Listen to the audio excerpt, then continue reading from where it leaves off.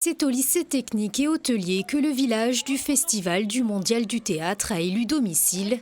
Des colloques et des ateliers permettront aux festivaliers d'échanger sur leur spectacle de la veille et de découvrir les différentes pratiques du théâtre amateur à l'étranger.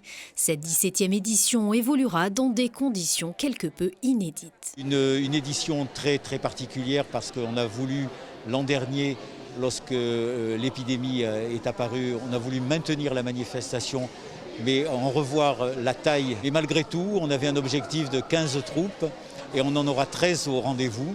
Nous avons essentiellement des troupes européennes parce que malheureusement les troupes japonaises ont dû annuler, l'Iran a dû annuler, l'Argentine a dû annuler. Alors on aura extérieur à l'Europe les États-Unis et Cuba et la République centrafricaine pour la première fois au mondial. Le Mondial du Théâtre, c'est aussi l'occasion d'organiser l'Assemblée générale de l'Association internationale du théâtre amateur. C'est surtout le festival qui compte parce que l'association c'est une chose, mais la raison pour laquelle on a cette association est bien entendu pour que les gens se rencontrent, pour que les gens puissent se voir, pour que les gens puissent jouer ensemble.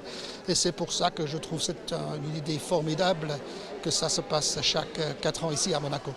La 17e édition du Mondial du Théâtre se déroulera jusqu'au 22 août prochain au sein du Théâtre Princesse Grace et du Théâtre des Variétés.